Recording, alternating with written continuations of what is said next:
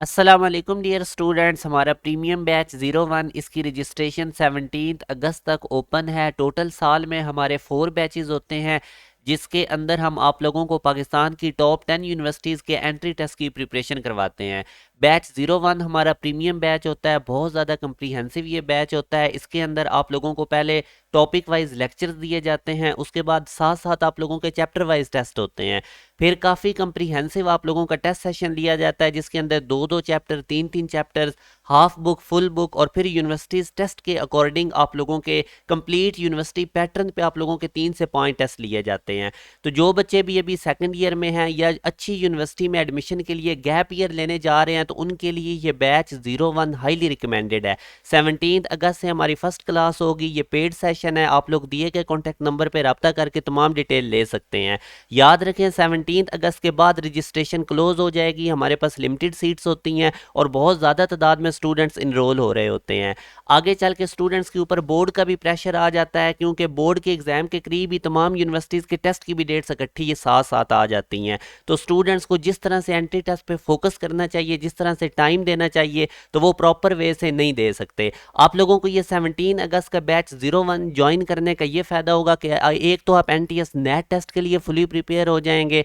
फिर जो Nernst NET 1 दिसंबर में आ रहा है तो उसके अंदर ही आपका अच्छा स्कोर आ जाएगा अगर आप लोग हमारे साथ साथ हमारी दी गई असाइनमेंट्स के अकॉर्डिंग काम करते गए। और इसी तरह UET ने भी अपना टेस्ट बोर्ड से पहले लेना है तो उनका भी टेस्ट एक्सपेक्टेड है मार्च के अंदर। तो इसलिए ये बैच 01 ज्वाइन करके आप टॉप 10 यूनिवर्सिटीज़ जो हैं जिनके अंदर हमारे पास प्यास आ जाती है, नस्ट, जीकी, फास, UET, कॉमसेट वगैरह, इन तमाम के एंट्री टेस्ट के लिए प्रिपेयर हो जाएंगे।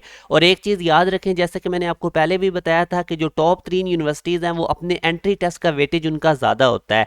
जैसे कि आप देख सकते हैं प्यास यूनिवर्सिटी अपने एंट्री टेस्ट का 60% काउंट करती है, नस्ट यूनिवर्सिटी 75% काउंट करती है, जीकी यूनिवर्सिटी 85% काउंट करती है। तो ये जो बड़ी यूनिवर्सिटीज़ हैं ये अपने एंट्री टेस्ट की वेटेज इनकी ज़्यादा होती है मेरिट फार्मूला में, और साथ सिर्फ ये इंटरमीडिएट का पार्ट 1 काउंट करते हैं या कुछ यूनिवर्सिटीज़ मैट्रिक का थोड़ा सा हिस्सा। तो इसलिए आप लोगों के लिए हाईली रिकमेंडेड सेशन है जो बच्चे भी टॉप 3 यूनिवर्सिटीज़ में जाना चाहते हैं। तो अभी मैं आप लोगों को जो खुसूसन के नस्ट एंट्री टेस्ट के पॉइंट ऑफ व्यू से, क्योंकि आगे नस्ट NET 1 भी आ रहा है और एंट्री टेस्ट का जर्नल में आपको बता देता हूँ कि एंट्री टेस्ट कॉन्सेप्ट की गेम होती है, इसमें प्रेशर होता है, टाइम कम होता है। तो जिन स्टूडेंट्स को शॉर्टकट पता होते हैं, जिनके कॉन्सेप्ट्स अच्छे होते हैं, वही इसमें अच्छा परफॉर्म कर सकते हैं। अब जैसे कि आप लोगों ने ये प्रिंसिपल ऑफ होमोजेनिटी पढ़ा होगा, अब बेसिकली हमारे पास कोई भी, अब मैं आप लोगों को आइडिया देने के लिए कि यूनिवर्सिटी एंट्री टेस्ट के लिए आप लोगों को किस तरह से प्रिपेयर होना पड़ेगा। तो आप लोगों ने फर्स्ट ईयर में एक डायमेंशन वाला टॉपिक पढ़ा था। तो बेसिकली कोई भी फार्मूला फिजिक्स का होता है या इक्वेशन होती है तो हम उन्हीं फिजिकल क्वांटिटीज़ को ऐड कर सकते हैं आपस में जिनकी डायमेंशन सेम हो। कोई भी फार्मूला अगर लिखा हुआ है, जिस तरह फर्स्ट इक्वेशन ऑफ मोशन आप देख लें, VF equal to VI plus AT, तो आप अगर इस फाइनल वेलोसिटी इसकी भी डायमेंशन सेम होगी LT माइनस वन, या इनिशियल वेलोसिटी इसकी डायमेंशन भी LT माइनस वन होगी।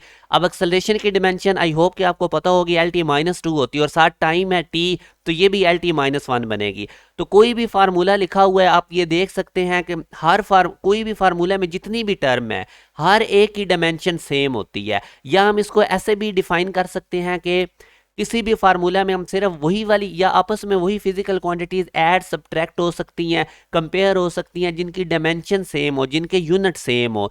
फॉर एग्जांपल अगर मैं आपको एग्जांपल दूं तो टाइम या यूनिट सेकंड होता है तो सेकंड में सेकंड ऐड होगा। न्यूटन फोर्स का यूनिट न्यूटन है तो न्यूटन फोर्स में फोर्स ऐड होगी। ऐसे नहीं होगा कि टाइम के अंदर आप मैस को ऐड कर दें, यानी सेकंड के अंदर केजी को ऐड कर दें।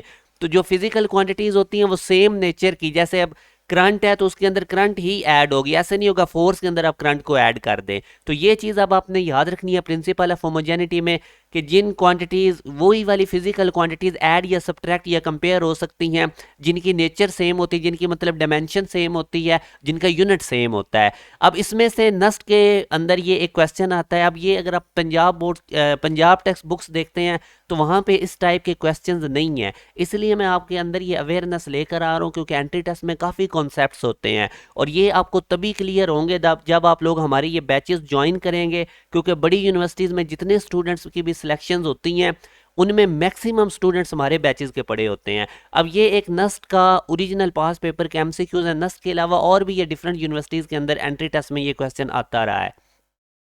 वाई आप देख सकते हैं हमारे पास डिस्प्लेसमेंट है, टी हमारे पास टाइम है। तो आपने ए बी और सी जो हैं ये अननोन, इनकी डिमेंशन को फाइंड आउट करना है। तो अब अगर आप ये सिंपल जिस तरह आप लोगों ने बोर्ड के लिए तैयार किया होता है, left hand side right hand side की डिमेंशन आप इक्वेट करते थे, तो उस कॉन्सेप्ट से आप लोगों से ये नहीं क्वेश्चन सॉल्व होगा। तो अभी जो मैंने आपको बताया था कि किसी भी फार्मूला के अंदर हर टर्म का डिमेंशन सेम होता है। अब उसने बता दिया वाई डिस्प्लेसमेंट है, तो डेफिनेटली वाई की जो डिस्प्लेसमेंट है उसकी हमारे पास डिमेंशन हो जाएगी एल, कैपिटल एल। तो ये मैंने वो प्रिंसिपल ऑफ होमोजेनिटी की डेफिनेशन लिखी है। तो अब आप देख सकते हैं कि हमारे पास अगर y का डिमेंशन l है, तो जो अगली, पहले तो आपको टोटल टर्म्स पता होने चाहिए। इस फार्मूला में टोटल 4 टर्म्स हैं, प्लस माइनस के बाद न्यू टर्म होती है। y एक टर्म है, a एक टर्म है, bt एक टर्म है और ct स्क्वायर एक टर्म है। अब y का डिमेंशन कैपिटल l है, तो a का भी वही डिमेंशन होगा, क्योंकि हर टर्म का डिमेंशन सेम होता है किसी भी फार्मूला में। ये अभी मैंने आपको बताया था प्रिंसिपल ऑफ होमोजेनिटी में। तो जो a की डिमेंशन है वो वही होगी जो y की, और y की डिमेंशन कैपिटल l। इसी तरह ये जो तीसरी नंबर पे टर्म लिखी हुई है बी टी, इसका भी वही डिमेंशन होगा जो वाई का है, और वाई हमारे पास डिस्प्लेसमेंट है, डिस्प्लेसमेंट की डिमेंशन एल होती है। तो बी टी सारे की डिमेंशन भी एल की इक्वल होगी। बी की तो हमने डिमेंशन फाइंड आउट करनी है, और टाइम की टी लिखें, यहाँ से बी को सेपरेट कर लें, तो ये टाइम जो है ये एल से डिवाइड हो जाएगा। तो यूं बी का डिमेंशन हमारे पास एल टी माइनस वन बनेगा। और इसी पैटर्न पे अब आप लोगों ने ये सी का डिमेंशन निकालना है। ये सी टी स्क्वायर सारे की डिमेंशन वाई की इक्वल होगी, वाई डिस्प्लेसमेंट है यानी कैपिटल एल है। तो यहाँ से अब आप लोगों ने सी को सेपरेट कर लेना है, यानी C T square equal to L रखना है, और यहाँ से आप सी सेपरेट करेंगे तो ये एल ओवर टी स्क्वायर यानी एल टी माइनस टू बनेगा।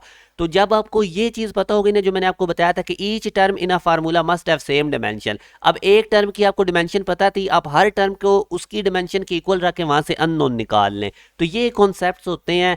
अब अगर आप पंजाब की टेक्स्ट बुक्स देखेंगे तो वहां पे आपको ये कॉन्सेप्ट नहीं मिलेगा। वहां पे वो simple left hand side formula की राइट हैंड साइड की डिमेंशन इक्वल कर देता था। जबकि हमारे पास जो कॉन्सेप्ट है कि हर टर्म का डिमेंशन सेम होता है किसी भी फार्मूला में, तो इसको यूज करते हुए हम ये ए बी सी अननोन की डिमेंशन निकाल सकते हैं, जैसा कि मैंने आपको अभी बताया है। अब इसी तरह ये एक बड़ा इंपॉर्टेंट कॉन्सेप्ट है सिग्निफिकेंट फिगर्स में, कि जब आप यूनिट चेंज करते हैं तो सिग्निफिकेंट फिगर्स सेम रहते हैं। अब इस टाइप का एक क्वेश्चन पास पेपर में एंड यूनिवर्सिटी टेस्ट में आया हुआ है, तो वो भी मैं अब आपको बताता हूँ। पहले तो आप एग्जांपल लें कि 1.5 मीटर, तो इसमें सिग्निफिकेंट फिगर्स हमारे पास दो हैं, क्योंकि जो नॉन जीरो डिजिट्स होते हैं हमने पढ़ा हुआ है वो सिग्निफिकेंट फिगर्स हैं। अब इसी तरह अगर मैं इसका यूनिट चेंज कर देता हूँ, मीटर से सेंटीमीटर में जाता हूँ तो 100 से मल्टीप्लाई करूंगा, तो अब 150 सेंटीमीटर के अंदर भी दो सिग्निफिकेंट फिगर होंगे, क्योंकि रूल क्या कहता है कि जब आप यूनिट चेंज करेंगे तो सिग्निफिकेंट फिगर्स पे कोई इफेक्ट नहीं होता, क्योंकि जाहिर है ये भी 1.5 मीटर है और 150 सेंटीमीटर के अंदर भी तो 1.5 मीटर ही है। तो ये अब आपने याद रखना है कॉन्सेप्ट। ये अब यूनिवर्सिटी का ओरिजिनल पास पेपर का एमसीक्यूज है जो मैं आपके सामने डिस्कस कर रहा हूँ।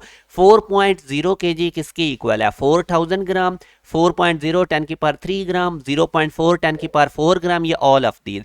अब 95% स्टूडेंट यहाँ पे डेल्टा को टेक करेंगे, क्योंकि वो ज़ाहिर है सोचेंगे कि 4.0 kg में 4000 ग्राम ही होते हैं। साइंटिफिक नोटेशन में लिखेंगे तो 4 मल्टीप्लाई बाय 10 की पावर 3 ग्राम आ गया, और अगर ये मैं पॉइंट लेफ्ट साइड पे लेके जाऊँ तो 10 की पावर में एक और इजाफा हो जाएगा, तो ऑल ऑफ दीज। मगर ये रॉन्ग है, डेल्टा ऑप्शन इसका राइट नहीं है। अब आप देखें, मैंने आपको अभी कहा था कि जब यूनिट चेंज होता है तो सिग्निफिकेंट फिगर सेम रहते हैं। अब 4.0 kg में आप देखें कितने सिग्निफिकेंट फिगर्स हैं, तो इसके अंदर दो सिग्निफिकेंट फिगर्स हैं, एक 4 और पॉइंट के बाद जो एंड पे 0 आता है वो भी सिग्निफिकेंट होता है, तो दो इसमें सिग्निफिकेंट फिगर्स हैं। तो इसका मतलब हमारे आंसर में भी दो सिग्निफिकेंट फिगर्स होने चाहिए। तो यूं हमारे पास, अब ये देखें, अगर आपके पास इस तरह कोई टर्म लिखी हो ना, जिस तरह 4000 2000 इस तरह, तो उसमें सिर्फ नॉन जीरो डिजिट ही सिग्निफिकेंट होता है। जीरो एंड वाला तब सिग्निफिकेंट होगा जब पॉइंट के बाद वो एंड पे जीरो आए, तो फिर मिडिल वाले भी हो जाते हैं। अब इसी तरह आप देखें बीटा ऑप्शन में 10 की पावर तो हमारे पास सिग्निफिकेंट फिगर में इंक्लूड नहीं होती, ये रूल है। तो आगे 4.0 में दो सिग्निफिकेंट फिगर हैं, तो बीटा इसका राइट आंसर है। जबकि अगर आप सी में देखें तो ये लीडिंग जीरो है, जो नॉन जीरो डिजिट से पहले जीरो आए वो सिग्निफिकेंट नहीं होती, तो 4 इसमें भी एक सिग्निफिकेंट फिगर है। 10 की पावर तो सिग्निफिकेंट फिगर्स में इंक्लूड नहीं होती, तो यूं हमारे पास बीटा ठीक है। तो अब ये आप लोगों ने कॉन्सेप्ट याद रखना है कि जब हम यूनिट चेंज करते हैं तो सिग्निफिकेंट फिगर्स सेम रहते हैं। अब इसी तरह मैं आप लोगों को एक मैथ में से बताता हूँ, क्योंकि मैं आपको पहले भी बता रहा था कि मैथ आप लोगों को शॉर्ट ट्रिक्स पता होने चाहिए, क्योंकि जो यूनिवर्सिटीज़ के एंट्री टेस्ट में मेजर पोर्शन है वो मैथ और फिजिक्स कंसेप्चुअल होते हैं। और अगर आप लोग इन दो सब्जेक्ट्स पे अच्छे तरीके से अपनी ग्रिप कर जाते हैं और साथ आपको बेसिक मैथ ठीक हो, तो आप लोगों की बहुत आसानी से बड़ी यूनिवर्सिटी में सिलेक्शन हो जाएगी। इसी तरह की टेक्निक्स आप लोगों को हमारे बैच 01 जो कि प्रीमियम बैच है उसमें सिखाई जाएंगी। ज़रूर आप लोग इस बैच को ज्वाइन करें। 17 अगस्त से हमारी क्लासेस स्टार्ट हैं। तो ये भी अब यूनिवर्सिटी का ओरिजिनल पास पेपर के MCQs है। 3x² plus T minus 5 into X minus 4 equal to 0, ये एडिटिव इन्वर्स हैं। तो आप लोगों ने टी की वैल्यू निकालनी है। तो अब इसका शॉर्टकट ये होता है कि एडिटिव इन्वर्स के लिए बेसिकली बी को हम 0 की इक्वल रखते हैं और बी होता है एक्स का कोफिशिएंट। तो यहाँ से अब आप देख सकते हैं एक्स का कोफिशिएंट t-5 है, उसको 0 की इक्वल रखें तो वहाँ से टी की वैल्यू 5 आ जाएगी। तो आप देख सकते हैं इस शॉर्ट टेक्निक से हमने कितने जल्दी इस क्वेश्चन को सॉल्व कर लिया। तो इसी तरह की टेक्निक्स की आपकी प्रैक्टिस करवाई जानी है। एंड पे आके स्टूडेंट्स पे बहुत ज़्यादा लोड बनता है। आप लोगों की घर बैठे प्रिपरेशन हो जाएगी। बहुत ज़्यादा हाई क्वालिटी हम प्रोवाइड करते हैं और हमारी फ़ीस बहुत ज़्यादा कम है। आप दिए गए कॉन्टैक्ट नंबर पर रब्ता करके तमाम डिटेल ले सकते हैं। एक ही सेशन में आपको टॉप 10 यूनिवर्सिटीज़ के एंट्री टेस्ट की तैयारी करवाई जाती है। इसके अलावा हमने एक व्हाट्सएप ग्रुप बनाया है। उस व्हाट्सएप ग्रुप का लिंक जो है मैं डिस्क्रिप्शन में दे दूंगा, उसको भी आप लोग ज़रूर ज्वाइन करें, क्योंकि हमारी यही कोशिश होती है कि जो हमारे स्टूडेंट्स हैं एक तो उनको टॉप यूनिवर्सिटी में एडमिशन मिले और दूसरा स्कॉलरशिप के साथ वो जाएं। और उस व्हाट्सएप ग्रुप में आप लोगों को डिफरेंट यूनिवर्सिटीज़ के एंट्री टेस्ट की अपडेट्स और साथ साथ आप लोगों को यूनिवर्सिटीज़ के स्कॉलरशिप की अपडेट्स मिलती रहेंगी। तो वो व्हाट्सएप ग्रुप भी आप लोग ज़रूर ज्वाइन करें। और ये जो सेशन मैं आप लोगों को बता रहा हूँ ये हाईली रिकमेंडेड है। 3 मंथ का सेशन है। आप लोगों की बहुत ज़्यादा कंप्रीहेंसिव इसमें लेक्चर्स डिलीवर किए जाते हैं और टेस्ट आप लोगों के बहुत ज़्यादा लिए जाते हैं। यही वजह है कि जब स्टूडेंट यूनिवर्सिटी के एंट्री टेस्ट में बैठे होते हैं तो उनको ऐसे फील हो रहा है कि वो हमारे बैचेस के टेस्ट दे लें। और मेन चीज़ कि आप लोगों को रेलेवेंट प्रिपरेशन करवाई जाती है। अब नस्ट का एंट्री टेस्ट है तो उसको नस्ट के पॉइंट ऑफ व्यू से आपको चीज़ें बताई जाएंगी। यूईटी का एंट्री टेस्ट है तो आपको ई कैट के पॉइंट ऑफ व्यू से चीज़ें बताई जाएंगी। बहुत कंप्रीहेंसिव ये सेशन है, ज़रूर इसको ज्वाइन करें। और आप लोगों के पास बहुत अच्छा मौका है कि घर बैठे आप लोग 3 मंथ के अंदर फुली एंट्री टेस्ट के लिए प्रिपेयर हो जाएंगे और साथ साथ ऑटोमेटिकली आपकी बोर्ड की भी तैयारी हो जाएगी, क्योंकि जब आप कॉन्सेप्ट करेंगे, कॉन्सेप्ट करने से ऑटोमेटिकली आपको बोर्ड आसान लगने लग जाएगा। और व्हाट्सएप ग्रुप ज़रूर ज्वाइन कर लें। अपना ख्याल रखिएगा। अल्लाह हाफिज़।